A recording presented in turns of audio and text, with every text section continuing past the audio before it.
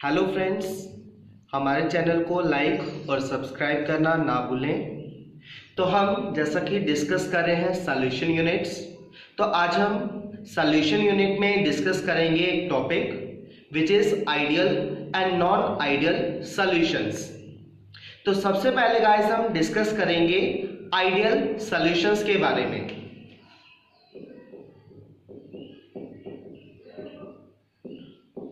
तो ideal solutions वो solutions हैं जो कि राउल्ट्स लॉ को ओबे करते हैं किसी भी कंसंट्रेशन में। Ideal solutions are those solutions which obey Raoult's law over the entire range of concentration, कि वो सॉल्यूशंस जो राउल्ट्स लॉ को किसी भी कंसंट्रेशन पे ओबे करते हैं, तो उन सॉल्यूशंस को हम बोलते हैं आइडियल सॉल्यूशंस। तो ideal solutions obeys Raoult's law.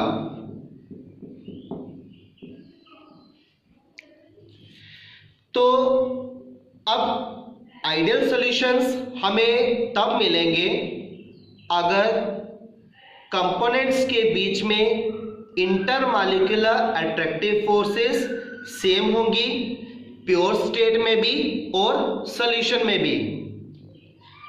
अगर हमें आइडियल सॉल्यूशन को बनाना है तो आइडियल सॉल्यूशन हमें तब मिलेंगे अगर कंपोनेंट्स के बीच में प्योर स्टेट में और कंपोनेंट्स के बीच में सॉल्यूशन में same intermolecular force of attractions होंगी।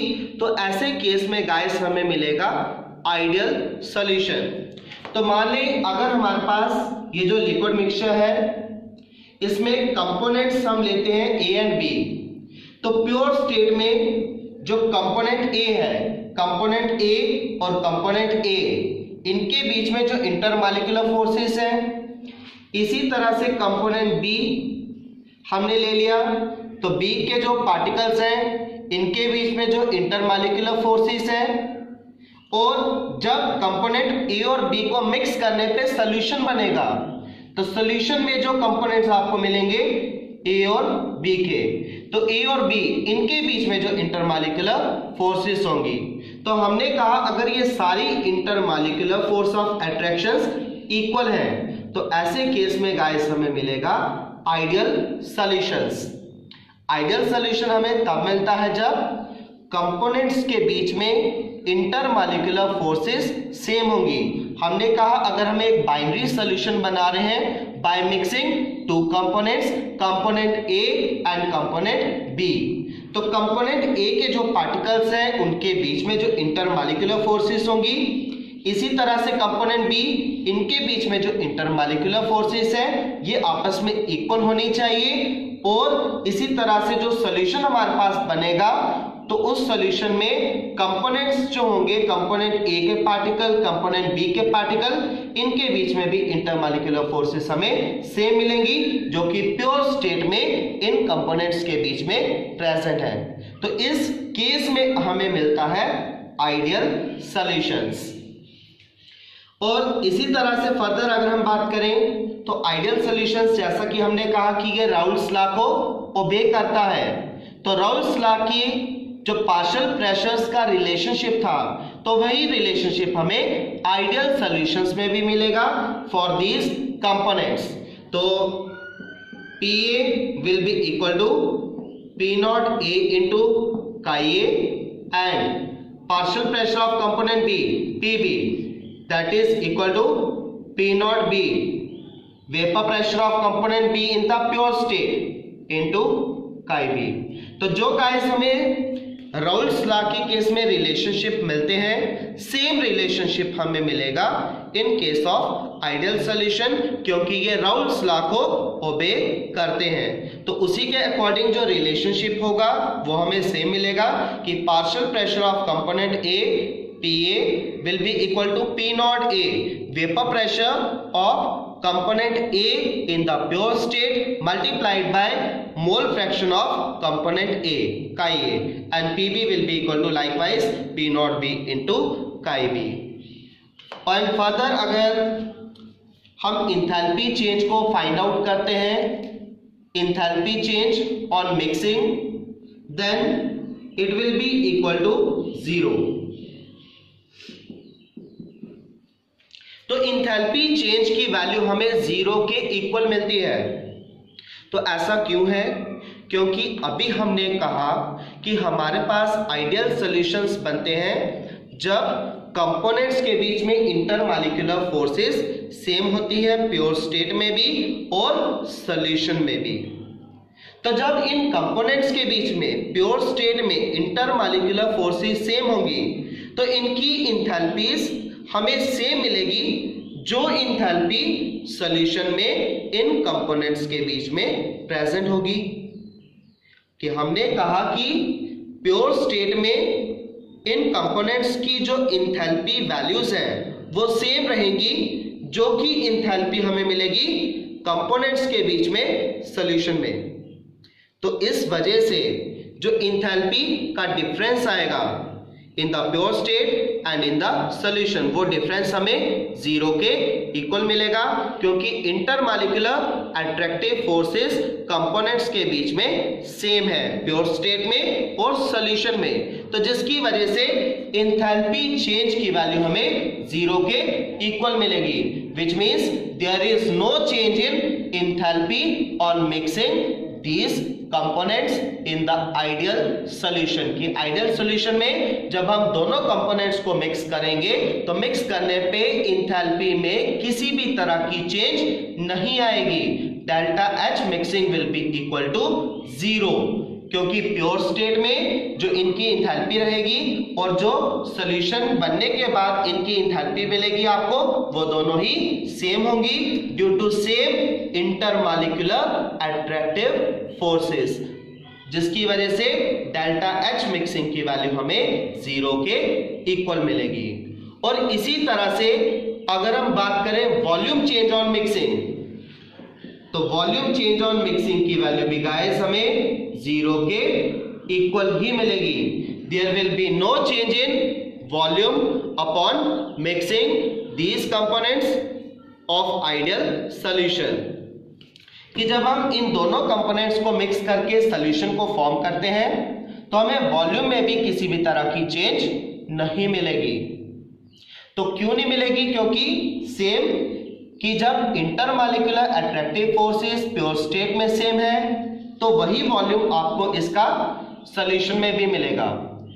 अगर हम जैसे कि सपोज करें कि हमारे पास जो component A and component B, इनके अगर रिस्पेक्टिव वॉल्यूम्स हैं 100 सेंटीमीटर क्यूब, कि मान ले अगर हम कि हमारे पास जो कंपोनेंट ए है इसका वॉल्यूम हमने लिया 100 सेंटीमीटर क्यूब, कंपोनेंट बी तो इसका वॉल्यूम 100 सेंटीमीटर क्यूब, दोनों में इंटरमॉलिक्यूलर फोर्सेस जब सेम है तो दोनों का वॉल्यूम सेम हम ले रहे हैं यहाँ पे 100 सेंटीमीटर क्यूब। तो जो हमें अब सॉल्यूशन मिलेगा by adding both these components, component A and component B. तो जो सॉल्यूशन बनेगा तो उसका वॉल्यूम हमें मिलेगा 100 plus 100 which means 200 centimetre cube. तो दैट मीन्स जो सॉल्यूशन का वॉल्यूम है that will be equal to the total volume of these components. तो कंपोनेंट ए का हमने सपोज किया वॉल्यूम अगर हम 100 सेंटीमीटर क्यूब लेते हैं तो कंपोनेंट बी का वॉल्यूम भी हम लेंगे 100 सेंटीमीटर क्यूब। तो ए और बी का वॉल्यूम टोटल हो जाएगा 200 सेंटीमीटर क्यूब। तो जब दोनों को आप आपस में मिक्स करेंगे, मिक्स करने पे जो सॉल्यूशन बनेगा तो उसका वॉल्यूम आपको मिलेगा 200 सेंटीमीटर क्यूब। तो जब आप दोनों का डिफरेंस लेंगे सॉल्यूशन का जो वॉल्यूम है और इसी तरह से प्योर स्टेट में जो इन कंपोनेंट्स का वॉल्यूम होगा तो वो डिफरेंस आपको 0 के इक्वल मिलेगा। 0 इंडिकेट कर रहा है कि वॉल्यूम में किसी भी तरह की चेंज नहीं आएगी जब हम दोनों कंपोनेंट्स को आपस में मिक्स करके आइडियल सॉल्यूशन को फॉर्म करेंगे। तो इसीलिए गाइस हमने कहा कि वॉल्यूम चेंज ऑन मिक्सिंग की वैल्यू 0 के इक्वल होगी। तो इस तरह से हमें ये कुछ कैरेक्टरिस्टिक्स मिलती हैं फॉर द आइडियल सॉल्यूशंस। तो एग्जांपल्स के तौर पे जिस तरह से अगर हम लें मिक्सचर ऑफ बेंजीन एंड टोलीन, या अगर हम लेते हैं जिस तरह से मिक्सचर ऑफ एनहेक्सेन एंड एनहेप्टेन, तो ये हमारे पास कुछ एग्जांपल्स हैं आइडियल सॉल्यूशंस के लिए। तो गाइस आपको शायद क्लियर हो आइडियल सॉल्यूशन। तो आइडियल सॉल्यूशंस होते हैं वो सॉल्यूशंस जो राउल्स लॉ को किसी भी कंसंट्रेशन पे ओबे करते हैं, उन सॉल्यूशंस को हम बोलेंगे आइडियल सॉल्यूशन। सेकेंडली हमने कहा कि आइडियल सॉल्यूशन हमें तब मिलेंगे जब कंपोनेंट्स के बीच में प्योर स्टेट में जो इंटरमॉलिक्यूलर अट्रैक्टिव फोर्सेस है अगर वो सेम होंगी, और अगर कंपोनेंट्स को जब हम आपस में मिक्स करें तो मिक्स करने पे उनके बीच में जो इंटरमॉलिक्यूलर फोर्सेस हैं वो भी आपस में इक्वल हो, तो फॉर्मेशन होगी आइडियल सॉल्यूशंस की। और नेक्स्ट हमने कहा कि ये सॉल्यूशन राउल्स लॉ को ओबे कर रहे हैं, तो इसलिए जो राउल्स लॉ के केस में हमें रिलेशनशिप मिलता है, सेम रिलेशन मिलेगा कि अगर हमें इन कंपोनेंट ए और बी का पार्शियल प्रेशर सॉल्यूशन में फाइंड आउट करना होगा तो सेम वैल्यूज आपको मिलेंगी जो वैल्यूज हमें राउल्स लॉ के केस में मिलती है। That means PA will be equal to P0 A into chi A and PB will be equal to P0 B into chi B।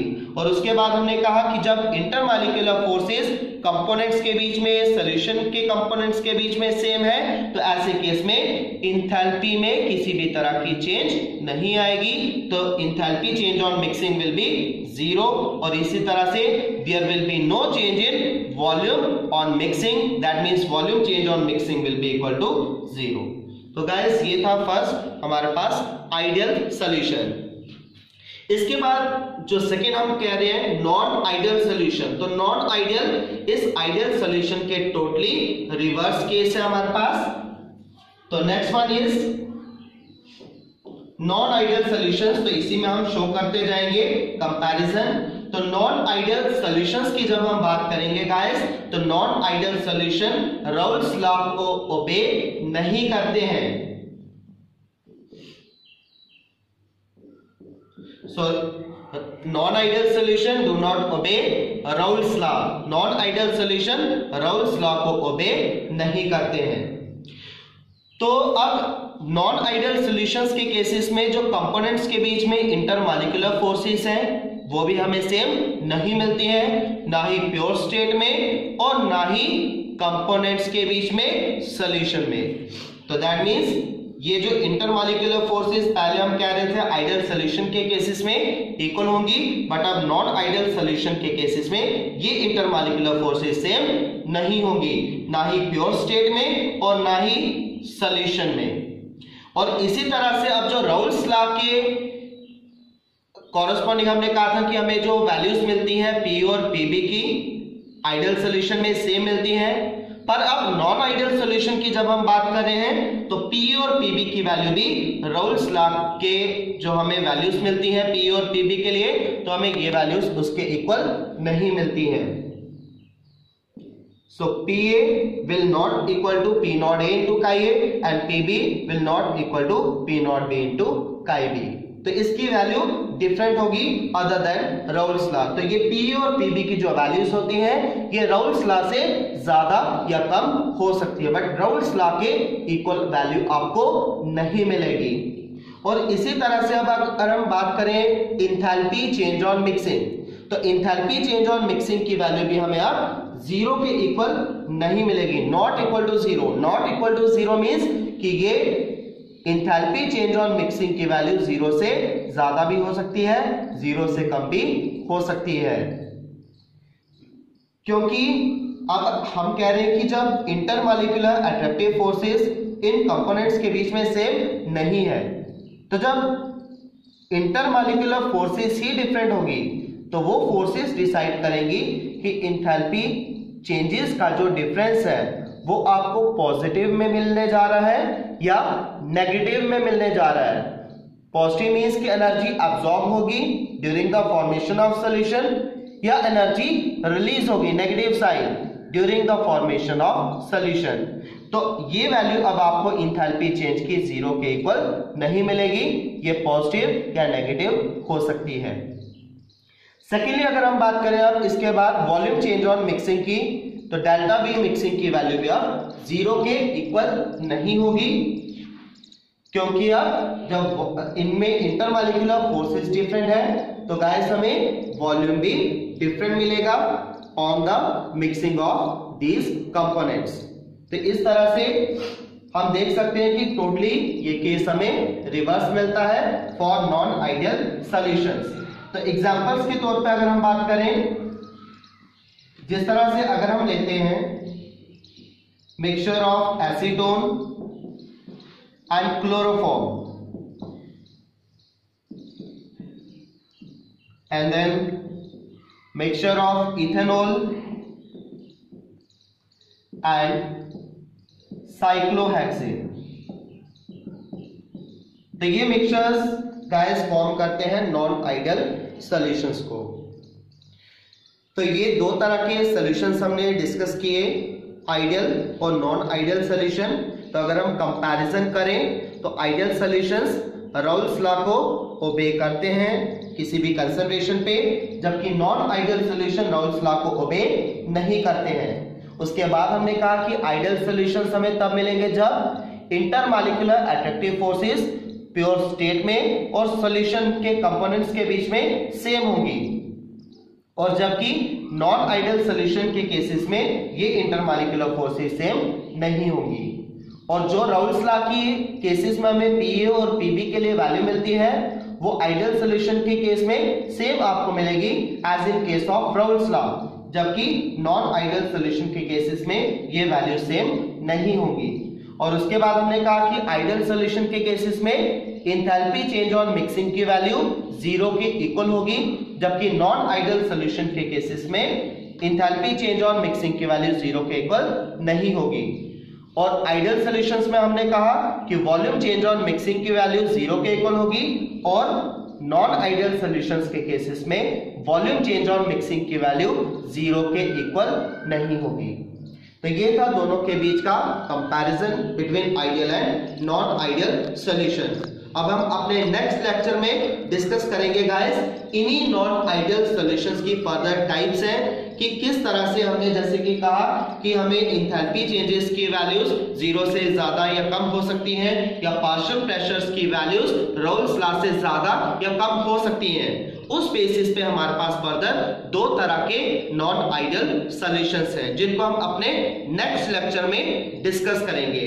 तो हमारे नेक्स्ट लेक्चर के लिए हमारे साथ कनेक्टेड रहिए। So stay tuned, thank you.